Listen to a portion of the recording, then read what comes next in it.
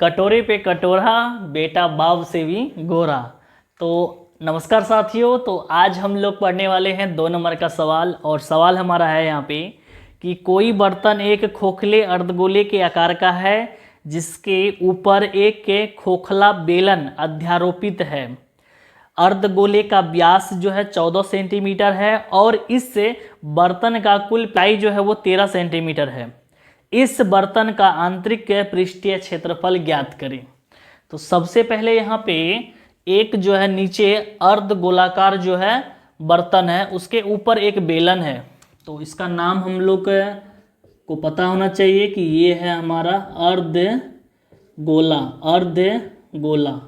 और ये है हमारा बेलन। ठीक है, जब दोनों मिल जाता है तो ये बन गया बर्तन। कुछ इस तरह का बर्तन है जिसके ऊपर बेलन है और नीचे जो है अर्ध गोला है। ठीक है, उसके बाद कह रहा है कि इसका जो व्यास है यानी अर्ध गोले का जो व्यास है वो 14 सेंटीमीटर का है। तो त्रिज्या कितना हो जाएगा, इसका आधा कर देंगे तो त्रिज्या हो जाएगा 7 सेंटीमीटर का। उसके बाद इस बर्तन का जो है पूरा ऊंचाई जो है वो कितना है, 13 सेंटीमीटर है।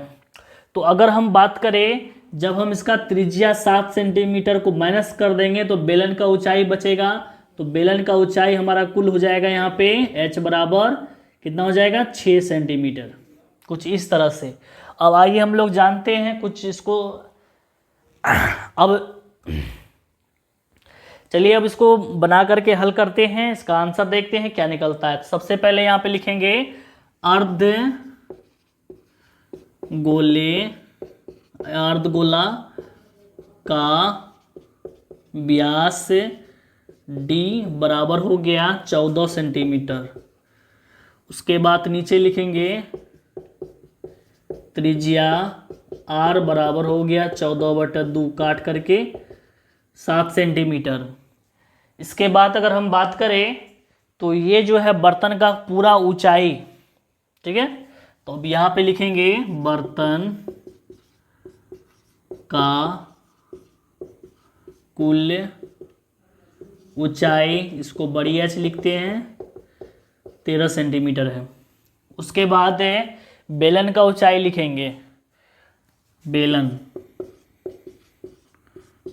का ऊंचाई इसको छोटी एच लिखेंगे तो 13 सेंटीमीटर पूरा ऊंचाई हो गया बर्तन का।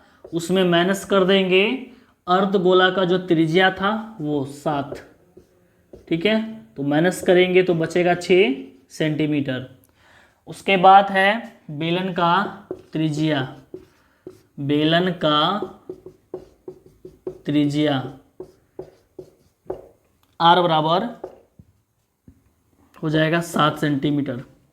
ये 7 सेंटीमीटर दोनों का त्रिज्या होगा क्योंकि ये दोनों जो है एक दूसरे पर बैठा हुआ है कुछ इस तरह से। ठीक है, अगर एक का त्रिज्या अगर 7 सेंटीमीटर है तो दूसरे का भी त्रिज्या कितना होगा, 7 सेंटीमीटर का ही होगा।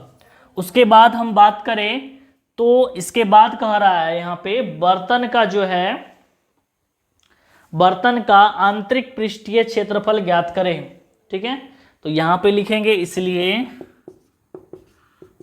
बर्तन का आंतरिक पृष्ठीय क्षेत्रफल बराबर, आंतरिक का मतलब हो गया अंदर का क्षेत्रफल निकालना है। तो अंदर का क्षेत्रफल के लिए क्या करना होगा, बेलन का जो है वक्र पृष्ठीय क्षेत्रफल और अर्धगोला का जो है वक्र पृष्ठीय क्षेत्रफल को प्लस करना पड़ेगा। तो यहाँ पे लिखेंगे बेलन का वक्र पृष्ठीय क्षेत्रफल प्लस होगा